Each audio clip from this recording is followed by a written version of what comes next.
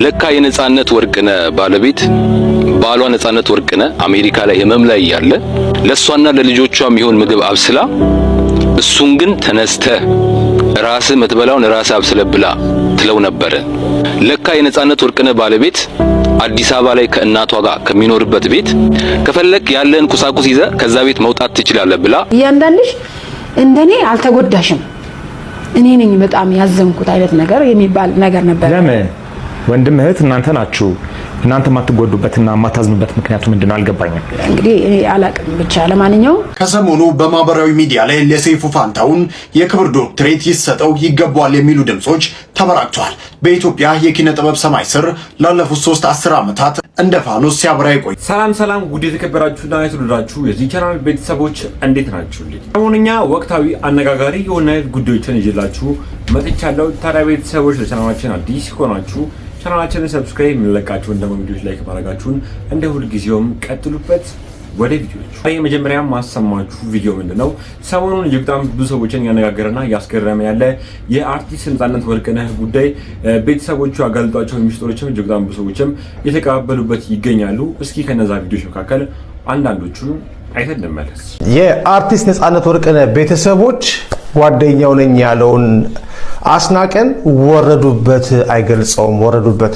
አሁን ቃለ ምልልሱን አይቼ መጨረሴ ነውና የታዘብኩትን በአጭሩ ጽፌያታለሁ። እስኪ ላቀርብላችሁ። የአርቲስት ነጻነት ወርቅነህን በተከትሎ በህዝብ ዘንድ ከፍተኛ ስሜት ከፈጠሩት ክስተቶች አንዱ አስናቀ የተባለው አርቲስት የ29 ዓመታት የማይነጠል ጓደኛው መሆኑን በመግለጽ ያቀረበው የእንባና የሐዘን ትርክት ነው። ሆኖም የነጻነት እህት ሚሚና ወንድሙ ወንዴ በዩቲዩብ በሰጡት ቃለ ምልልስ ይህንን የማህበራዊ ሚዲያና የአደባባይ ጓደኝነት ትርክት እጅግ ሞጋጅ በሆነና ማስረጃን መሰረት ባደረገ መልኩ አፈራርሰውታል። ቤተሰቦቹ እንዳጋለጡት ከስሜት ቀስቃሹ የአስናቀ ንግግር ጀርባ ያለው እውነተኛ ጓደኝነት ሳይሆን አጥፊነትን ማጀብና የራስን ስም የማጉላት ፍላጎት ነው። ተዋናይ አስናቀ በቀብር ስነ ስርዓቱ ላይ በ29 ዓመታት ውስጥ ከአንድ ወር ውጪ ተለያይተን አናውቅም ማለቱ የብዙዎችን አንጀት በልቶ ነበረ። ነገር ግን የአርቲስት ነጻነት ወርቅነህ እህት ሚሚ ይህንን በአሃዝና በታሪክ ስትሞግተው የውሸቱን ስፋት ያሳያል። ነጻነት ያረፈው በ43 ዓመቱ ነው። ከዚያ ላይ 29 ዓመት ሲቀነስ ጓደኝነታቸው በ14 ዓመቱ እንደጀመረ ያሳያል። ነገር ግን ሚሚ እንደምትለው ነጻነት በ16 ዓመቱ የሳምባ ምች ታሞ ከአባቱ ጋር የነበረበት ጊዜ በአሜሪካ ለ2 ዓመት ከ7 ወራት የኖረበት ጊዜ እንዲሁም አስናቀ በስራ ምክንያት ሐረር የኖረባቸው ረጅም ዓመታት አሉ። እነዚህ ተጨባጭ የህይወት ውጣ ውረዶችና ርቀቶች እያሉ ከአንድ ወር ውጪ አልተለያየንም ብሎ መናገር የሐዘኑን መድረክ ለራስ ፕሮሞሽን ከመጠቀም የዘለለ ትርጉም እንደሌለው ቤተሰቦቹ በአጽንኦት ሞግተዋል። በዚህ ቃለ ምልልስ ውስጥ እጅግ አሳሳቢ ሆኖ ያየሁት ነገር ደግሞ የጓደኝነት እውነተኛ ትርጉም መፈተሹ ነው። ነጻነት ህንድ ታክሞ ሲመለስ ሐኪሞቹ በአንዲት የጠርሙስ ቆርኪ መጠን እንኳን አልኮል እንዳይወስድ ጥብቅ ማሳሰቢያ ሰጥተው ነበር ቤተሰቦቹ እንዳሉት። ይህን ደግሞ ቤተሰቦቹ ለአስናቀና ለሌሎች ጓደኞቹ በግልጽ አሳውቀዋል። የነጻነት ወንድም ሲናገር እውነተኛ ጓደኛ ማለት ጓደኛው ገደል ሲገባ አብሮ የሚገባ ሳይሆን ተጨቃጭቆም ቢሆን ከጥፋት የሚመልስ ነው በማለት የአስናቀን ጓደኝነት ሚዛን ላይ ያስቀምጠዋል። ነጻነት መጠጥ በማይገባው የጤና ቀውስ ውስጥ ሆኖ ሳለ እና አስናቀ ታገስ በተባለ መጠጥ ቤት ውስጥ አብረው ይጠጡ እንደነበርና ሂሳቡንም ነጻነት ይከፍል እንደነበር ቤተሰቦቹ አጋልጠዋል። ከዚህም አሳዛኙ ነገር አስናቀ ራሱ በቀብሩ ዕለት ዛሬ ከታገስ ቤት ቀጠሮ ነበረን በማለት መመስከሩ ነው። ለህይወቱ አደገኛ የሆነን ነገር ሲያደርግ ከመከልከል ይልቅ አብሮ በመጠጣት የሚያጅብ ሰው እንዴት የ29 ዓመት አሳቢ ጓደኛ ሊባል ይችላል የሚለው የቤተሰቦች ጥያቄ ህብረተሰቡ ስለ ጓደኝነት ያለውን ብዥታ የሚያጠራ ነው። አስናቀ በቤተሰቡ ስብሰባ ላይ ከናንተ በላይ እኔ ነኝ ያዘንኩት፣ እኔ ነኝ የምጎዳ በማለት የሐዘኑም ዋና ባለቤት ለመሆን መሞከሩን ቤተሰቦቹ ክፉኛ እንዳስቀጣቸው በዚሁ ቃለ ምልልስ ላይ ተናግረዋል። ሆኖም ነጻነት በህይወት እያለ የነበረው እውነታ ለወንድሙ ለወንዴ አውጥቶ ነግሮት ነበረ። ብዙ ሰው በዙሪያ ቢኖርም እኔ ሰው የለኝም። ይህ አሳዛኝ ንግግር ነጻነት በጓደኞች ዘንድ የነበረውን የብቸኝነት ስሜትና የጓደኞቹን አስመሳይነት ራሱ ጠንቅቆ ያውቅ እንደነበር ያሳያል። በተጨማሪም አስናቀ በማህበራዊ ሚዲያ ላይ ነጻነት መኪና ከገዛ 1 ወር ከ15 ቀኑ ነው፣ ከዚያ በፊት አልነበረም በማለት ያሰራጨው መረጃ የጎፈንድሚ የገንዘብ ማሰባሰቢያን ትርክት ለማጠናከር ሆን ተብሎ የተፈበረከ መሆኑን ቤተሰቦቹ አጋልጠዋል። እውነታው ግን ነጻነት መኪናውን ከገዛ 8 ወራት እንዳለፉት የውል ማስረጃዎች ያረጋግጣሉ። የሟችን ስምና ክብር ዝቅ አድርጎ ገንዘብ ለመሰብሰብ መሞከር ከእውነተኛ ጓደኝነት ይልቅ የጥቅምና የትርክት ፖለቲካ ማራመድ መሆኑን ቤተሰቦቹ በዚህ ቃለ ምልልስ ላይ ሲሞግቱ ሰምቻቸዋል። የነጻነት ቤተሰቦች ያጋለጡት የአስናቀና መሰል ጓደኞች ታሪክ በማህበራዊ ሚዲያ አደባባይ ከሚታየው የሐዘን ትወና ጀርባ ያለውን አስደንጋጭ ግብዝነት ያሳያል። አንድን ሰው በህይወት እያለ ከጥፋቱ ሳይታደጉ አብሮ በመጠጣት ገደል እንዲገባ መንገዱን አመቻችቶ ሲሞት ግን ከኔ በላይ ማንም አላዘነም በማለት የአደባባይ ጀግና ለመሆን መሞከር የሞራል ኪሳራ መሆኑን ይህ የቤተሰቦቹ ምስክርነት በግልጽ ያሰምርበታል። እናንተስ ምን ታዘባችሁ? ሌላ ተጨማሪ ትንታኔ በዩቲዩብ ገጻችን ይዘን እንቀርባለን። ጠብቁን። እንደተመለከታችሁት ነው ወንድማችን ሲናገር እንደነበረው እጅግ በጣም አስገራሚ ነገሮችን ሲናገሩ ነበር። በተለይ ደግሞ በጓደኛውና በባለቤቱ በኩል ሲካሄድበት የነበራቸው ነገሮች እጅግ በጣም ያሳዝናሉ፣ ያሳፍራሉ። ምክንያቱም የረጅም ጊዜ ጓደኛው የተባለው አቶ አስናቀ ከነጻነት ወርቅነህ ጋር አብሮ ተገኝተው ይጠጡ እንደነበረ ሲናገር ነበር። ነጻነት ወርቅነህ ደግሞ በዶክተሮችም መጠጥ መጠጣት የለብህም ሲባል እንደነበረ እየተነገረ ነበር። ታዲያ እናንተስ ይህን መረጃ ተሰሙ ምን አይነት ስሜት ተሰማችሁ? የግል ሀሳብና አስተያየታችሁ ኮሜንት ላይ አስቀምጡ። ሌላ ደግሞ እጅግ በጣም ብዙ ሰዎች እየተቀባበሉበት ያለ አንድ መረጃ አለ። ሰይፉ ፋንታሁን ዶክተሬት ይገባዋል ወይስ አይገባውም? እጅግ በጣም ብዙ ሰዎች ሰይፉ ፋንታሁን ያደረጋቸው ነገሮች በሙሉ የክብር ዶክተሬት ይገባዋል እያሉ ይገኛሉ። እስኪ ቪዲዮን አይተን እንመለስ። ከሰሞኑ በማህበራዊ ሚዲያ ላይ ለሰይፉ ፋንታሁን የክብር ዶክተሬት ይሰጠው ይገባዋል የሚሉ ድምጾች ተበራክተዋል። በኢትዮጵያ የኪነ ጥበብ ሰማይ ስር ላለፉት 3 ዓመታት እንደ ፋኖስ ሲያበራ የቆየው ሰይፉ ፋንታሁን የሀገር ፍቅርና የሙያ ስነ ምግባር ተምሳሌት ነው ብሎ ይጀምራል አንድ ፌስቡክ ላይ ሲዘዋወር ያየው ጽሑፍ። ሰይፉ የጋዜጠኝነትን ድንበር ተሻግሮ በሳቅና በፈገግታ የኢትዮጵያውያንን ቤት ያደመቀ፣ ተስፋ ለቆረጡ ብርታትን፣ ለታመሙ ረዳትን ያፈላለገ የጭንቅ ቀን ደራሽ ነው።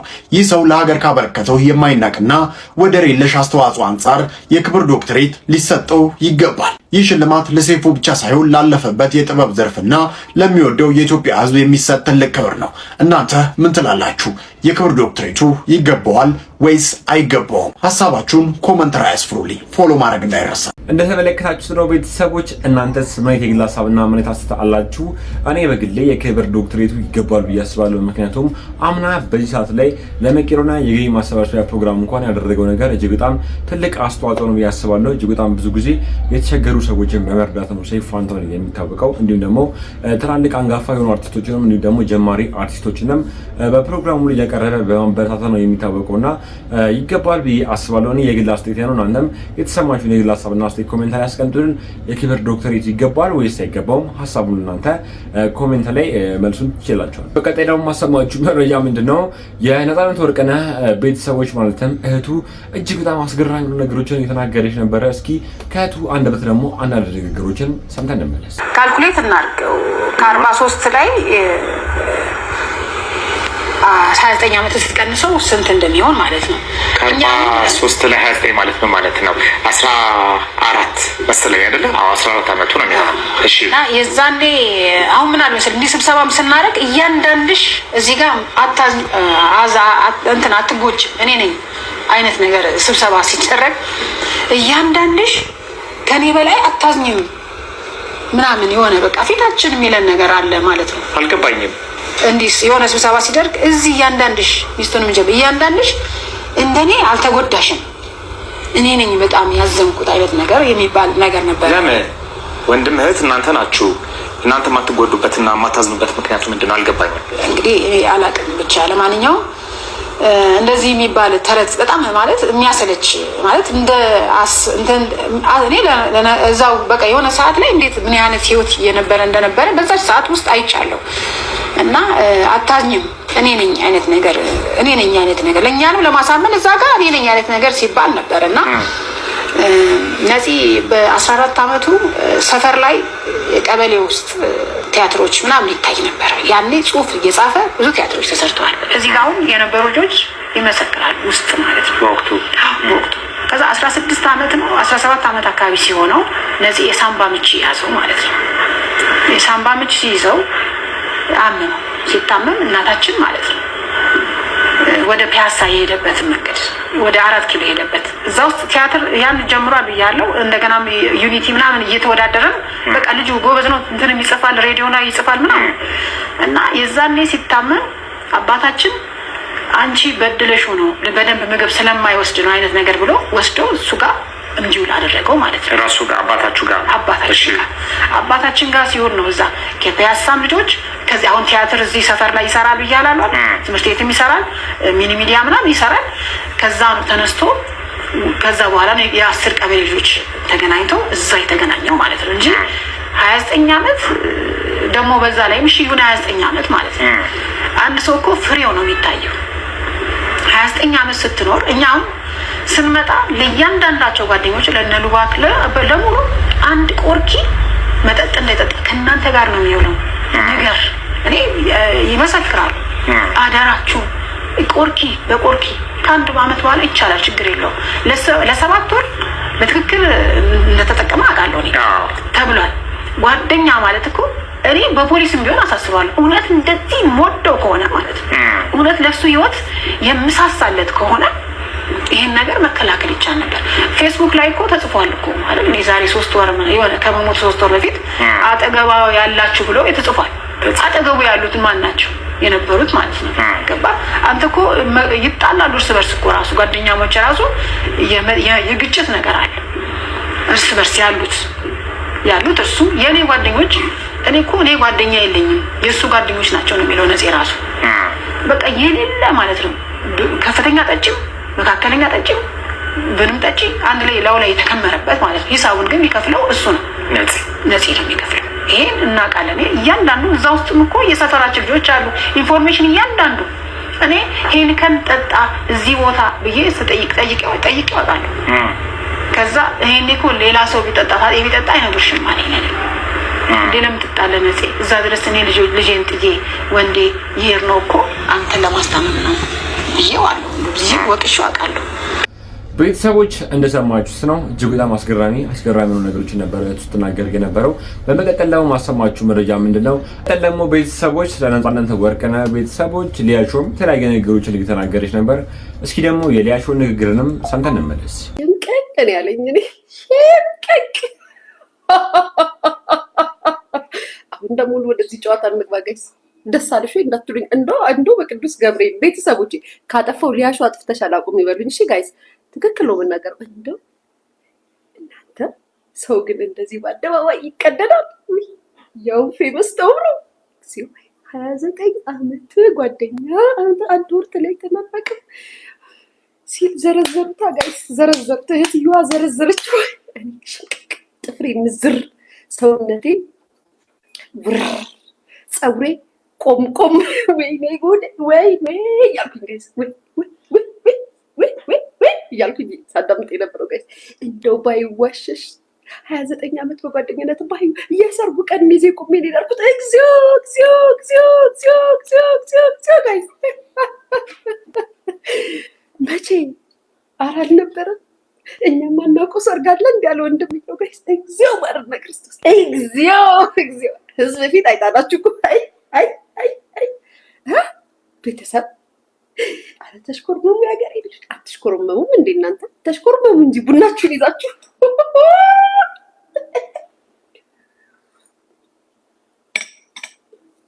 ጋይስ። አሁን እኔ ሳውራው አታጋግሉት ጋይስ። ወሬውን ስሰማን እንደዛ ይሁን ነው የሰማሁት። እንዴ ከፈለጋችሁ ልፈትላችሁ አንድ ሰው እንዳይናገረኝ ቤተሰብ። ውሸት አድርጌ እኔ በስመ አብ እኔ ዋሾት አይ ማሪ እሺ የኔ ፍቅር እሺ እናቴ እና ምን ለማለት እኔ አልናገርም እና ምን ልፈልጌ ነው ሲሪየስ አውሪ እሺ ልንገራችሁ ምናልባት አንድ ነገር ልንገራችሁ ቤተሰብ ከሚያውቀው ሚስት ከምታውቀው ሚስጥር የበለጠ የቅርብ ጓደኛ ሊያውቅ ይችላል እውነቱን ስነግራችሁ ማለት ነው አሁን ለምሳሌ እኔ ከኤክስ ሃዝበንዴ ጋር ከሱ የበለጠ ሚስጥር ከሱ ከሚያውቀው ሚስጥር የበለጠ ከቱቱ ጋር ብዙ ሚስጥር አለኝ ለቱቱ ምነግራት ብዙ ሚስጥር አለ ለሱም አልነግረው ከጓደኛ ጋር ስትሆኑ የጓደኛ የራስ ጓደኛ ስትለው ከቤተሰቦች ከእህቶች ከወንድሞች ከእናት ከምናምን የበለጠ ለጓደኛ ደፍረህ የምትነግረው ብዙ ሚስጥር ሊኖር ይችላል ጓደኝነታቸው ሊኖር ይችላል ጓደኛ ማቾች ሊሆኑ ይችላሉ 29 ዓመት እንዳለው ግን እንዳልሆነ እህትየው ነግራናለች ቤተሰብ አሁን ይወላችሁ ሲሪየስ ነው የምወራው ምናልባት ፍቅሩም ሊሆን ይችላል ቁጥር ያስጨመረው በጓደኝነት 29 ዓመት ኖረናል ያው ትንሽ ባይበዛ ትንሽ ቀንስ ቢያደርገው ጥሩ ነበረ አብዝቶታል ግን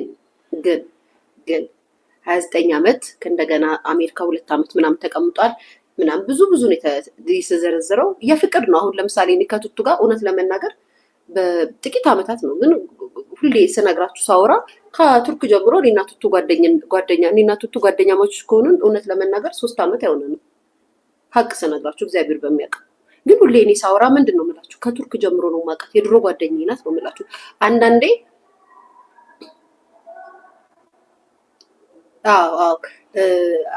ላይክ ስትቀርቡ ጓደኛ ማቾች ስትሆኑ ቁጥሩን ፍቅር ስትናገር የነበረው ነገር ትክክል ነው እናንተ የተሰማችሁን የግል ሀሳብና አስተያየት ኮሜንት ላይ አስቀምጡልን በመቀጠል ደግሞ ማሳያችሁ ቪዲዮ ምንድነው ቤተሰቦች እጅግ በጣም አስገራሚ ንግግሮችን ስለ ነፃነት ወርቅነህ ባለቤት እንዲሁም ደግሞ ስለ ቤተሰቦቹ እየተነገረ ይገኛል ከአርቲስት ነፃነት ወርቅነህ ሰይፉ ፋንታሁን ጋር ያኔ ቀርቦ ሲናገር የነበረው ነገር ግን ስለ ባለቤቱ እንዲሁም ደግሞ ስለ ቤተሰቦቹ ደስ ቢል ነገር ነበረ በምላሹ ውስጥ ሲሰማ የነበረው ነገር ደግሞ የማኑ መልሶች ናቸው እስኪ ደግሞ ነፃነት ወርቅነህ ሲናገር የነበራቸውን ንግግሮች ሰምተን እንመለስ ባለቤት ሙሉ ጊዜ ሰራተኛ ነች አዎ ሙሉ ጊዜ ሰራተኛ ነበረች አሁን ወደ ትምህርቷ ዘምራለች ስለዚህ አንተ ልጆቹን የመጠበቅ ኃላፊነት አለብህ ኃላፊነት ነበር ተወጥቼ እንደው አላውቅም ባለቤቴ በጣም ጎበዝ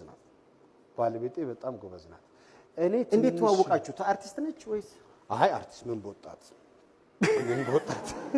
ከአንድ ቤት ሁለት ሰው ይቀቀላል እንዴ በኮፒራይት ከአንድ ቤት ሁለት ሰው ይቀቀላል እንዴ በኮፒራይት ምንድነው ፕሮፌሽኗ ሙያዋ በአካውንቲንግ በሴክሬታሪ ምናምን ተመርቃለች እሷ ዩኒቲ ስትማር እኔ ኑሮን ስማር ነው የተገናኘ ነው እንዳጋጣሚ ሰፈራችን የነሱ ቅርብ ሰዎች ነበሩና ሀዘን ተፈጥሮ እዛ ነው የተገናኘ ነው እንደ ጳውሎስ ኞኞ እሱም እንደዛ ነው እንዴ ስታለቅስ ደስ አለችኝ ማለት አባቷ ሞቶ የጳውሎስ ኞኞ ባለቤት ሲያለቅሱ አጽናኝ መስሎ ነው የገና ብዙ ሰው የሴቱን ውበት የሚያገኘው ሰርግ ቤት ነው አይደለ ጋሽ ጳውሎስ ግን ያገኘው ለቅሶ ቤት ነው ስለዚህ ነፃነት ኞኞ ይያዋል እንደዛ ተቀራረብን የዛን ጊዜ ግን እኔ ቲያትርን አይታጣቀም እኔ የዛን ጊዜ የዳዊት ኢንዚራ የሚባል ቲያትር ነበር የምሰራበት ማለት ነው ግን አላየችውም ነበር እሺ እና አሜሪካ ሄዳ ስትመለስ ነው ፍሬሽማንን እየሰራው ያገኘች ስትመለስ ነው ቲያትር ያየችው ማለት ነው እና ቆንጆ ነው ተውቡቃችን ያው በዛ ሆነ የሰው ልጅ መገናኛው ብዙ ነው መገናኛው አንዱ ሲሸኝ አንዱ ይጣመራል እንግዲህ እግዚአብሔር ይመስገን አሁን ሶስት ልጆች አፍርተናል ማማን ናቸው ቀጥላለን ማማን ነው ስማቸው ትልቁ መሐሎን ይባላል ሁለተኛዋ ግሬስ ሶስተኛዋ ሌላ ንጹህ ነፃነት የሁለቱ ስም ግን የውጭ ነው የሚመስለው ውጭ እኮ ነው ያሉት አይ መሐሎን የመጽሐፍ ቅዱስ ስም ነው ግሬስ ደግሞ ያው እንግሊዘኛ ቢሆንም ያው ጸጋ ስጦታ የሚለውን ቃል ያጠራቅ እንትን ይላል ብዙዎቹ ኢትዮጵያ እየመጡ አሁን የአሜሪካ ነገር ሲያስቸግሯቸው ኢትዮጵያ እየመጡ እየገረፉ የሚሄዱ አሉ አይ ለነገሩ ያን ያህል አስቸጋሪ ባይሆንም ትንሽ ጥንቃቄ ጠይቃል ልጅ ማሳደግ እዛ በአብዛኛው የመንግስት ነው የሚመስለው ልጅ እኮ እዛ የመንግስት ነው የሚመስለው አብዛኛው ሀፋፍ ነው ያው ትንሽ ነገር ካጠፉ 911 ሊደውሉ ይችላሉ እሱ ተደውሎ ያውቃል አረ በፍጹም እኔ እንዳልከው በኢትዮጵያዊ ቤተሰብ በኢትዮጵያዊ ስርዓት እንዲያድጉ ጥረት አድርጋለሁ ልጆች ግን ደግሞ የሚኖሩበትን መምሰል አለባቸው የሚኖሩትን በዛ ነው የሚሰሩትን በዛ ስለሆነ ነው እኔ አሁን ከባለቤቴ ጋር እኔ ልረዳቸው ሞክራለሁ የሚያረጉትን ነገር አትከልክላቸው ነው የምትለኝ እነሱ ማድረግ አለባቸው ያው በሆነ ጊዜ ላይ ካናይ ነው የሚሉት ካናይ ነው በቃ መፍቀድ አለብህ ያንን ነገር እና እየተንገዳገዱም ቢሆን 5 ሊትር ወተት እዚህ ጋር አስቀምጠው ሊቀዱ ይሞክራሉ በቃ የሆነ ነገር አላቸው ደስ ይላል እሱ ነገር ማለት ነው ያው እንግዲህ በዚያውን እዚህም አንድ ልጅ እኮ 5 አመት ልጅ 5 ሊትር ወተት እቃው የለም እንጂ ደፋና ነው ስላለች ነው እንጂ ኢኮኖሚዋ ነገር ያው ይሞከራል ግን እዛ ሊኖሩበት ስለሆነ መኖሪያቸው ያ ነው መፍቀድ አለብህ ባንተ ወይም እኛ እዚህ በመንኖረው ኑሮ አይደለም እዛ ምናም ብሎ እንትን የሚል የለም መሞከር አለብህ ሞክር ነው ሁሉን ነገር እንደዛ ነው ለማሳደግ እንደገና ደግሞ መዋሸት አትችልም ዋሽተ እዚያውን ሰው ዋሽቶ ያስታርቃል እኮ አለ እዚህ እኮ እንትን አለ ሰው ዋሽቶ ያስታርቃል የሚባል ነገር አለ እዛ ወንጌላዊ ነው የምትሆነው ወንጌላዊ ነው አንተ አሁን የአሜሪካና የኢትዮጵያ ልጅ ስሰማ የአሜሪካ ልጅ ከኋላ ተጭኖ አባት ስልክ ያናገረ ትራፊክ ከያዘ ትራፊኩ መጀመሪያ የሚጠይቀው ልጁ ነው አባትን ያናገር እና የኛ ጓደኛ ልክ ትራፊኩን ሲያ ስልኩን ጣለ አይቶታል ትራፊኩና ለልጅ ዞራልና አባት ስልክ ሲያወራ ነበር አለው አዎ አውርቷል ኢትዮጵያ ሲሆን ተባለ ተጭኖ ልጅ እየሄደ አባት ስልክ ያናገረ ትራፊክ ሲያስቆም ያው እንግዲህ ስልክ ስታወራ ነበር መቼ ነው ጌታ አረ ያው ልጄን ጠይቀው ካላመንክ የኔ ልጅ አውርቷል አረ ስልክ የለውም ሲንካርዱልና ወጣ እየሄድን ነው የኢትዮጵያ ልጅ እና ስናሳድጋቸው ከውሸት ጋር ነው በጣም አሁን እዚህ በስካይፕ ሲወራ አያቱ መጣለው ነገ መጣለው እሺ ብለዋለች ማለት ነው መጣለው ነገ እሺ ብለዋለች እሺ ምናምን ብሎ ጠዋት ገራማ ትመጣለች አለ እና መጣለው አላልሽኝም ነበር አለ አይረሱሃትም ማንተ ማለት አለብህ ስለዚህ እውነቱን ነው መናገር ያለብህ በጣም የሚገርማችሁ ስትመጣ እንደ ዲያስፖራ በቀደምለት ምሳ አብረን በልተን ነበርና በቃ ይሄ ስንት አመት ነው የቆየው 3 አመት ሊሆነኝ 4 ወር ወይ 2 ወር ቀርቶ ነበር ቲማቲም ቁርጥ ያው ጾም አይደለ አዘን ቢል ሲባል ያው እሱ ገና አልዘረዘርኩትም በሚል አልከፈለም እኔ ነኝ ስከፍል ያየው 98 ብር ይላል ቦታውን አንናገር ይሄ ባለጌ አይደል ምን እንዳለ ታውቃላችሁ ቲማቲም ቁርጥ 98 ብር አለኝ እጠይቃቸዋለሁ አስተናጋጅ ና እስኪ ቲማቲሙን ቶርኖ ቤት ነው እንዲያስቆርጣቸው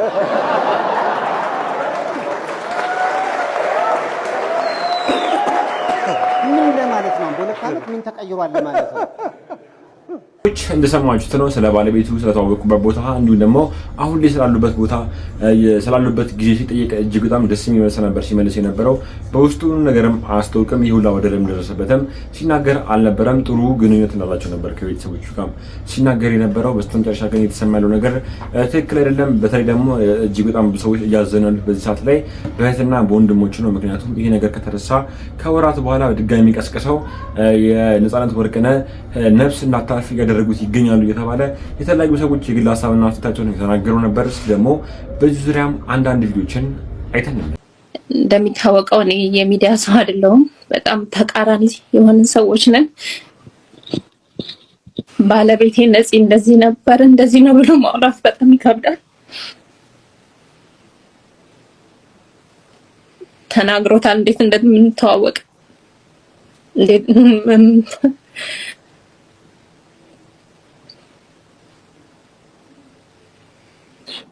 የኔ ህይወቴ ነበር ጓደኛዬ ነበር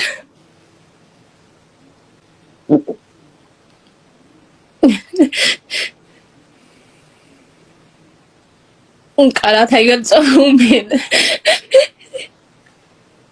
ቃላት የለኝም እሱን የምገልጽበት። ይቅርታ። አይዞን እዚህ ስሜት ውስጥ እንድትገቢ አይደለም በዋነኛነት ይገባኛል። ቀላል ነገር አይደለም።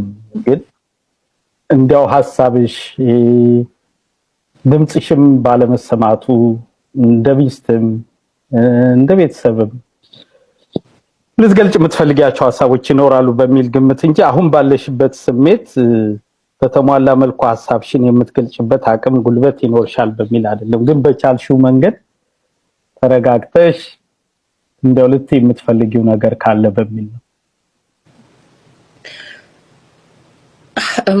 ምስጋና ብቻ ነው ያለኝ።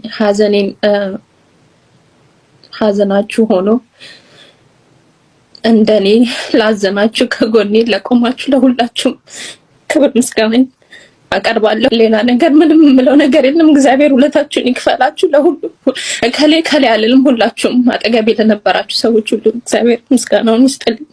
እንደው ሐዘኑን የሰማችሁበት ሁኔታ እንዴት ነበር? አላማ ነበረን ሁለታችንም ልጆቹ እስኪያድጉ ድረስ ትምህርታቸውን እዚህ ሀገር ሆነው እንዲከታተሉ፣ ትምህርታቸውን በጥሩ ሁኔታ ከተከታተሉ ማንኛውም ዓለም ላይ ሆነው ይሰራሉ የሚል እምነት ነበረን ሁለታችንም። ለዛ ነው እኔ ልጆቹን እዚህ ቁጭ ብዬ እዚህ ብሆንም ግን በየደቂቃው ትንንሽ ነገሮችን እንኳን ከሱ ጋር ነበር የምማከረው በእነሱ ጉዳይ። ራሳቸውን አመማቸው፣ ልውሰዳቸው ሐኪም ቤት አልወሰዳቸው፣ ይሄ ጥያቄ ራሱ ከሱ ጋር ነበር የምማከረው። ብቻዬን እዚህ በአካል ሆኜ ባሳደጋቸውም አንድ ላይ ነበርን። ሳንወያይ ምንም ነገር አድርገን አናውቅም። ይሄን ያጣሁት ባለቤቴን ያጣሁት የልጆቼን አባት።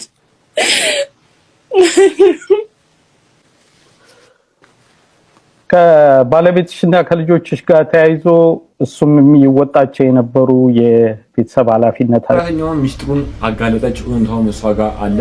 የስልክ ሪከርዶች ወጡ የተባለ ነበረ። እስኪ ደግሞ ዙሪያ ሰላም፣ እንዴት ናችሁ? መሰረት ወርቅነህ ነኝ። አንድ እውነት ድጋሚ ልነግራችሁ ፈልጋለሁ። እኛ አሁን ከተናገርነው ጥቂቷን የተናገርነው፣ ምክንያቱም በጣም ብዙ የተቃጠልንባቸው በጣም ብዙ ያዘንባቸው ነገሮች አሉ። በለቅሶ ላይ ብዙ ነገሮች አልፈናል፣ ብዙ ችለናል፣ ብዙ አድርገናል። እኛ ያሳደገችን እናታችን ምግብ አብልታ ነው የምትገርፈን። እኛ ስንቀጣ መጀመሪያ ነገሮች ተስተካክሉልን ነው የምንደረገው። እኛ ጨዋን ያሳደገን በክብር ነው ያደግነው። ድሃ ብንሆንም በድህነት ብናድግም እግዚአብሔር ይመስገን የማንንም እጅ ሳንፈልግ ማንም ሳናስለቅስ በህይወት ዘመናችን እዚህ ደርሰናል። እና እውነት ለምንድን ነው የመረራችሁ? እውነት ነው። እኔ አሁን እንድትረዳ ፈልጌያለሁ። ምክንያቱም ወጥቼም አዝናለሽ ብያለሁ። በዛ ለቅሶ ላይ በነበርን ሰዓት እኮ ስልኳን ዘግታ በእናቷ በኩል ስልክ ሲደወል እኮ ማናገር እኛን እንኳን ማፈር አቅቷት ነበረ ይቺ ልጅ ማለት ነው። ይሁንላት። ምክንያቱም ሀዘን በግድ ዘኝ ማለት አይቻልም። እንደውም ምክንያት እየፈለገች እኛን ሁላ ማስለቀስ ነበረባት። እኛ እየተደበቅን እዛ የሰራተኛ ክፍል ስናለቅስ፣ እሷ ግን በቃ ሌላ ታሪክ ላይ ነበረች። በጣም ሌላ ታሪክ፣ ብዙ ታሪኮች ነበሩ። ግን እኛ አሁንም ቢሆን ወንድማችንን ያጣ ነው። እሱ ደግሞ እሱ ለገንዘብ ግድ የላቸውም ነበረ። እኛ እውነት በገንዘብ ነው የታጠቀው። ይኸው መስቀላችን፣ ክርስቲያኖች ነን፣ ደም የፈሰሰበት መስቀል ነው። ይኸው በጌታ በኢየሱስ ክርስቶስ ስም እንምላለን። አንድ ገንዘብ፣ አንዲት ብር፣ ሌላው ቀርቶ 30ና 40 ሲደገስ ለገንዘብ እንስጥሽ ወይ ሲሉኝ ነው እኔ አልፈልግም። እኔ በራሴ እስከ ህይወት ፍጻሜ እስካለው ድረስ ለወንድሜ አላንስም። ባጣ ቆሎ እሰጥለታለሁ፣ አልፈልግም እኔ ያልኩትኝ። እሷ ግን ሁሉን ነገር ከኮሚቴው ትጠብቅ ነበረ። ብዙ ነገር ራሱ ከሄደ በኋላ ውስጥ እዛ ብር ከተሰበሰበ በኋላ ራሱ እዛ እስቲ ልካ እንኳን ለዚህ ልጅ ነፍስ ይማር አላስባለችለትም። ሁሉን ነገር ከኮሚቴ ይጠብቁ ነበረ፣ ያደርጉ ነበረ። እነሱ ገንዘብና ገንዘብ ብቻ ነው ፍላጎታቸው የነበረው። ለዚህ ነው ኮሚቴውን ይዘው የነበረው። ኮሚቴዎቹ ደግሞ እንግዲህ አላቅም ምን እንደሆነ ችግሩ ብቻ አላውቅም። እነሱ በሙሉ በህይወት ተከፍቷል። ከዛ በኋላ ደግሞ እኛ በህይወት ያለን ሰዎች ነን፣ ነፍስ ያለን ሰዎች ነበር። እዛ ጋር ነገሮች ሁሉ ሲደባበሱ ነበር። ለምን ይሆናል? ለምን ይደረጋል? እኔ ይሄ ልጅ ነፍስ ይማር አላለችውም፣ አትቀብርም ብያለሁ። አትቀብሪያትም እዚህ ብዬ በስንት መከራ ነው እሺ ብዬ ለስለስ ብዬ። ምክንያቱም ሌላ ሰው ቢሆን ኖሮ እነዚህን ሰዎች ደብድቦ ነው ከዛ የሚያስወጣቸው የነበረው። እኛ ግን ጨዋን ያሳደገን ግን ከአቅም በላይ እኛ አሁን ብዙ መናገር የማንፈልጋቸው እነሱን ሰው ጥንብር ኩሳቸውን የሚያደርግ ክፉ ነገሮች የሰሩ እዛ ስንቀመጥ ተቀምጠን በሀዘናችን ጊዜ ያየናቸው በጣም የሚያስጠሉ ቆሻሻ ነገሮች አሉ። ድመት እንኳን ሰው ሞቶበት ድመት እንኳን የድመቴ ብትሞትብኝ በጣም ነው ማዝነው። የሰው ልጅ ነው የሞተው፣ ደግ ልጅ ነው። አስገራሚ ነው መረጃዎችን የሰማንበት ሳምንት ነበር ይህ ሳምንት ቤተሰቦች። ለማንኛውም ለዛሬ ይዤላችሁ የመጣው ቪዲዮ እኚህን ይመስላሉ። በቀጣይ እናንተን ቁም ነገር ያስጨብጣሉ፣ ሀሳብና አስተያየቶችን ያለውጣሉ ብዬ ማስባቸው ቪዲዮዎችን ይዤላችሁ እመጣለሁ። ስላዳመጣችሁኝ አመሰግናለሁ። እግዚአብሔር የነጻነት ወርቅነህ ነፍስ በድጋሚ በአጸደ ገነት ያቆይልን፣ ነፍሱን ይማርልን።